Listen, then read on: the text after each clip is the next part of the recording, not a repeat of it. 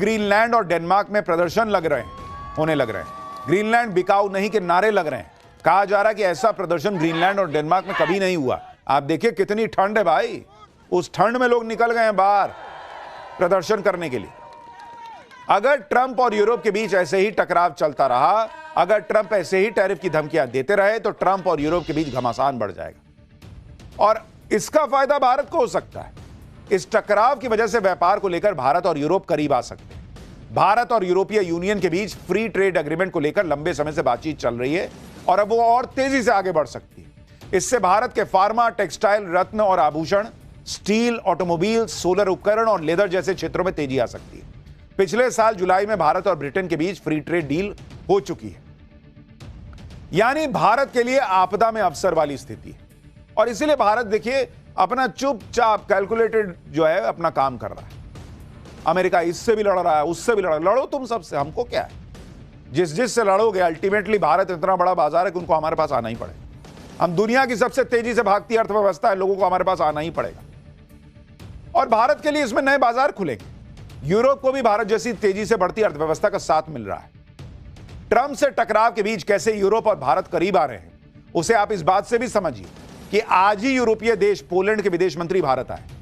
Europe के देश भारत से लगातार दोस्ती गहरी करने में जुटे हैं, क्योंकि यूरोप को पता है अगर ट्रंप की वजह से व्यापार का नुकसान हुआ तो भारत के अलावा कहां जा सकते हैं। भारत भी यूरोप के साथ व्यापार को बढ़ा रहा है, लेकिन भारत आप देखिए कैसे आज की डेट में बिजनेस करेगा, लेकिन अपने हित से समझौता नहीं करेगा। उसका एक और उदाहरण देखिए, भारत देख रहा है कि पाकिस्तान को लेकर किसकी क्या अप्रोच है।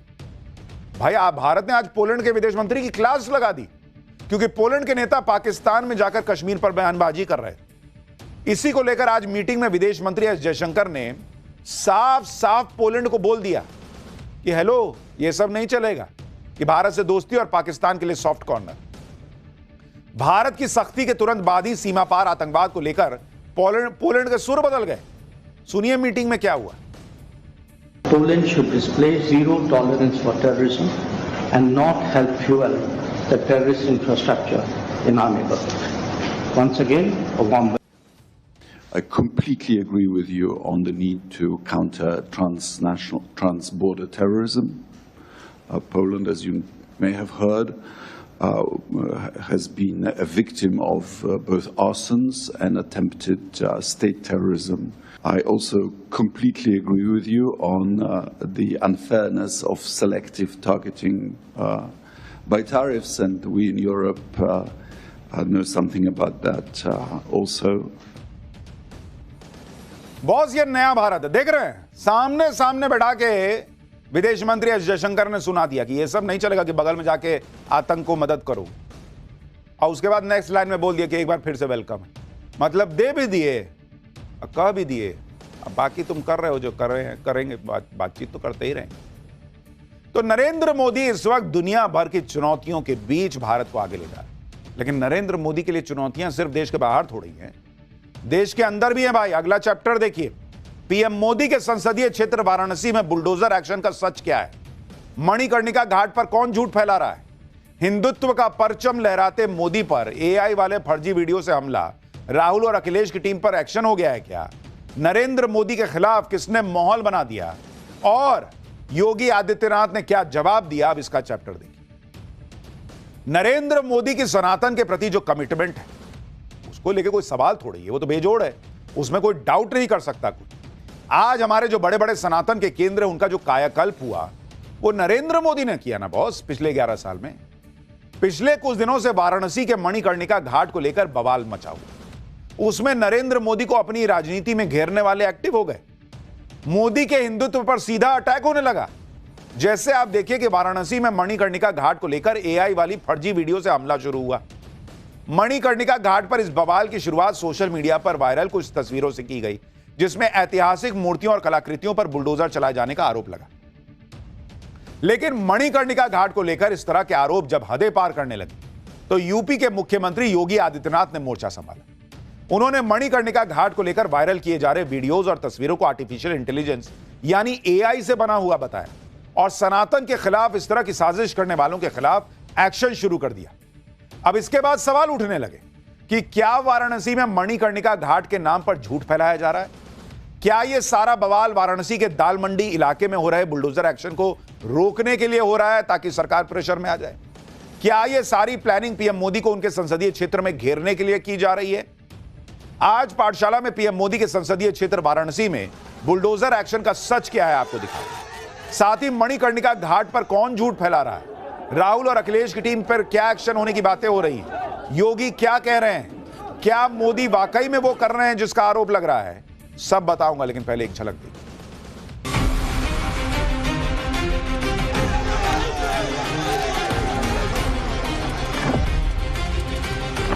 धरती पर किसी राजा ने इतने मंदिर नहीं तोड़े होंगे जितने भारतीय जनता पार्टी ने पौराणिक मंदिरों को तोड़ा है।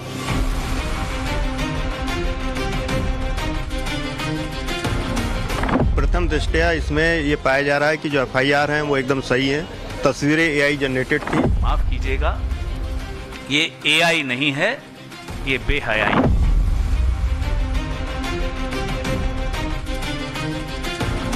मैं चेतावनी दूंगा जो एआई जनरेटेड वीडियो के माध्यम से जनता जनार्दन को गुमराह करके और भड़काने वाली कार्रवाई कर रहे हैं।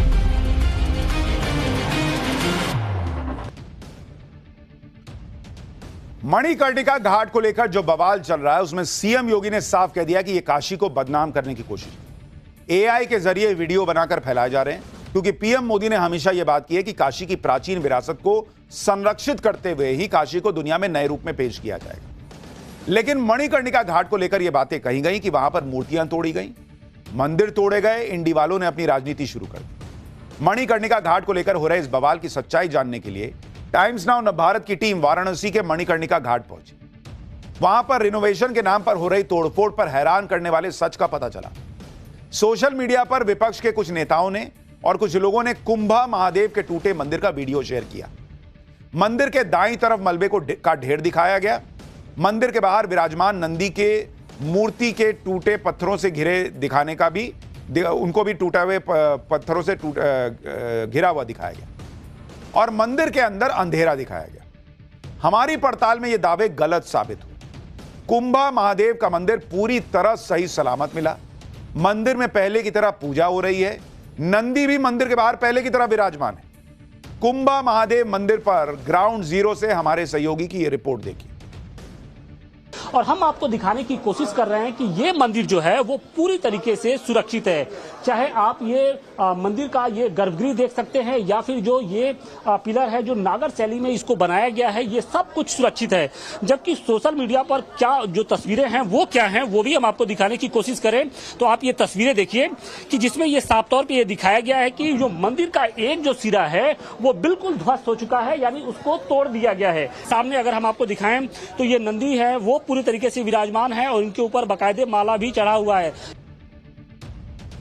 अब आप सोचिए कि काशी में इतना काम हो रहा है, वाराणसी की तस्वीर नरेंद्र मोदी ने बदल दी और अब वहां पर अगर एक नया प्रोजेक्ट चल रहा है तो उसको लेकर झूठ फैलाया जा रहा है। भाई हमारे कैमरे पर है मंदिर, साफ दिख रहा है मंदिर और टूटा हुआ नहीं है मंदिर। तो फिर जिन लोगों ने वो वीडियो डाले वो कहां से आया वीडियो? मणिकर्णिका घाट को लेकर फैलाए जा रहे इसी तरह के दावों की सच्चाई जानने के लिए सीएम योगी आदित्यनाथ भी खुद वाराणसी पहुंचे और एआई की मदद से लोगों को गुमराह करने वालों को अंजाम भुगतने की चेतावनी दे डाली। सुनिए सीएम योगी ने क्या कहा। और मैं चेतावनी दूंगा जो एआई जनरेटेड वीडियो के माध्यम से जनता जनार्दन को गुमराह करके और भड़काने वाली कार्रवाई कर रहे हैं। मुझे लगता है कि सरकार एक तरफ जन भावनाओं का सम्मान करेगी, लेकिन कोई भी ऐसी भड़काने वाली कार्रवाई जो जन भावनाओं के साथ खिलवाड़ करने वाली होंगी और लोगों को भड़काने वाली होंगी उसको भी स्वीकार नहीं करेगी। यानी योगी आदित्यनाथ ने भी क्लियर कर दिया कि झूठ फैलाइएगा तो फिर छोड़ा नहीं जाएगा। मणिकर्णिका घाट को लेकर सीएम योगी की चेतावनी के साथ ही पुलिस प्रशासन भी एक्शन में आ गया। एआई की मदद से मणिकर्णिका घाट को लेकर फर्जी वीडियो वायरल करने वालों के खिलाफ एफआईआर दर्ज कर ली गई। इस एफआईआर में आम आदमी पार्टी के सांसद संजय सिंह, बिहार के पूर्णिया से निर्दलीय सांसद पप्पू यादव और कांग्रेस नेता जसविंदर कौर समेत 8 लोगों को आरोपी बनाया गया। सोशल मीडिया पर वायरल हो रहे दूसरे फर्जी वीडियोस की पहचान कर उन्हें वायरल करने वालों की भी जानकारी जुटाई जा रही है।